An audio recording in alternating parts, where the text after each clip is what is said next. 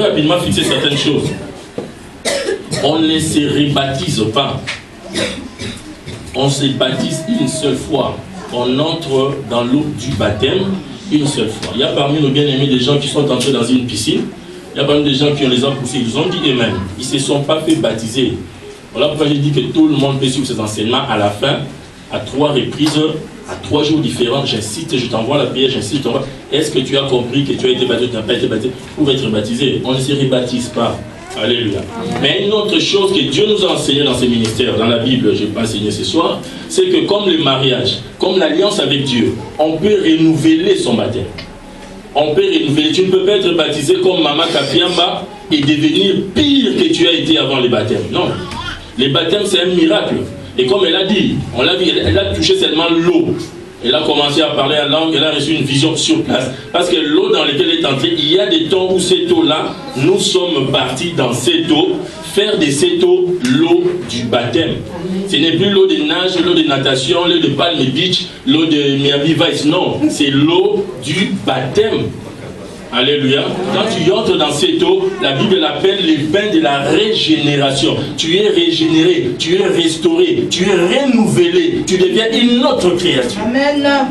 Donc tu ne te rebaptises pas, tu te baptises. Et je demande, je crois, il y a 2 personnes qui ont parlé de baptiser encore. Il faut changer ça dans votre dogmatisme et changer ça dans votre façon de parler. Notre pasteur qui s'est fait baptiser. Quelquefois c'est étonnant. Nous ne sommes pas une église, et je vais le répéter encore, quelqu'un tout à l'heure a parlé de l'église, nous sommes un ministère, nous avons des choses par révélation. Dieu lui a ramené en arrière. Lui-même, il a formé des gens dans les baptêmes. Mais il a oublié complètement quel genre de circonstances et de situations il a traversé, que lui a appelé baptême, qui n'était pas en fait un baptême. Alléluia. C'est Dieu qui permet. Ça n'a rien à voir. Le Seigneur n'a pas... Commence par 1, 2, 3. Non, lui il est souverain. Avec Dieu, tu peux commencer directement par 700. Maintenant, il faut garder 700 pour aller à 701. Sinon, tu reviens à 1. C'est Dieu qui le fait. Il y a des gens, j'ai enseigné, si je revenais sur ça, les gens disent, les Genèse, c'est les premiers livres de la Bible. Non, Genèse, ce n'est pas les premiers livres de la Bible. La Bible, c'est Dieu. Il est Alpha, Oméga, il n'a ni commencement, il n'a ni fin. Alléluia. Amen. Voilà pourquoi on parle d'Apocalypse. C'est lui qui a écrit l'Apocalypse. Tu verras que dans son âge biblique, il y a des gens qui sont plus âgés que lui, mais qui sont après l'Apocalypse. Alléluia. Et il a été baptisé. Et Dieu lui a donné un nom. Et le Seigneur le fera grandir dans ses noms.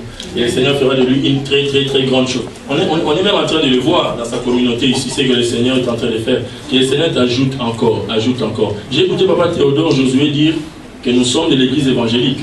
Papa, voici, j'espère, le pasteur, quand il nous reçoit, il nous dit toujours, ceux qui viennent pour la première fois, nous ne sommes pas une église.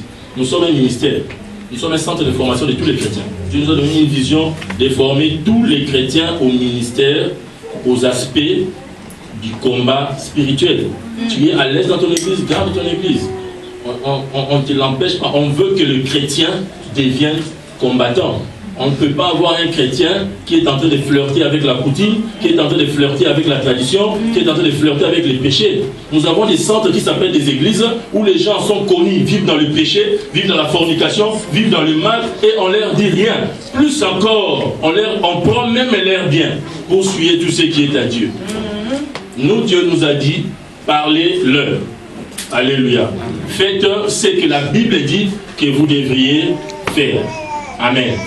Maintenant, si tu n'as pas une église, le ministère est une église pour toi, parce que l'église, c'est l'ensemble des personnes qui sont mises à part. Tout celui qui est mis à part, ces groupes-là, on appelle ça église. Mais structurellement parlant, nous ne le sommes pas. Alléluia. Une bonne sensibilisation pour qu'on puisse comprendre et comprendre très bien. Amen. Nous allons lire la parole de Dieu dans Matthieu, dans le Nouveau Testament. Matthieu dans le Nouveau Testament. Matthieu, chapitre 3.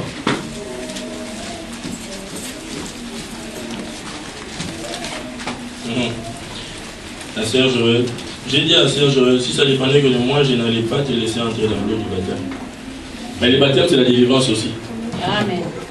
Par rapport à ton âge social, physique, par rapport à la vie que tu es en train de traverser. La Bible dit que quand quelqu'un veut le baptême, on n'a pas le droit de lui interdire le baptême. Et quand la petite est entrée dans l'eau, l'effet d'entrée, c'est Marie a commencé à crier, mes cheveux, mes cheveux. Nous avons compris ce qu'il y avait dans ses cheveux. Mes cheveux, mes cheveux. Tu vas témoigner de ça? Moi, je suis ton père, je peux le dire déjà. Tu viens leur dire ce qui s'est passé. Ce qui s'est passé. Ça, c'est l'eau du baptême. Ce n'est pas l'eau de natation en bikini, maillot. C'est l'eau du baptême. C'est l'eau du baptême. Dis à quelqu'un voisin l'eau du baptême. Et l'autre personne, j'ai expliqué son nom, mais j'attends ça, c'est moi. L'eau du baptême, on le chauffe pendant 7 jours. On le chauffe pendant 7 jours.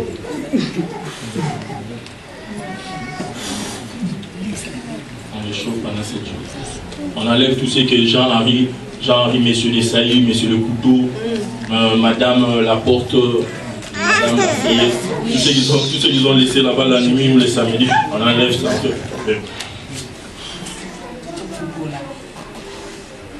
Ça devient l'eau du baptême. Est-ce que quelqu'un est en train de comprendre ce que je dis? Matthieu chapitre 3.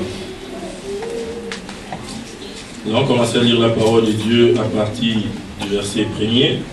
Je vais lire la parole au nom de Jésus-Christ.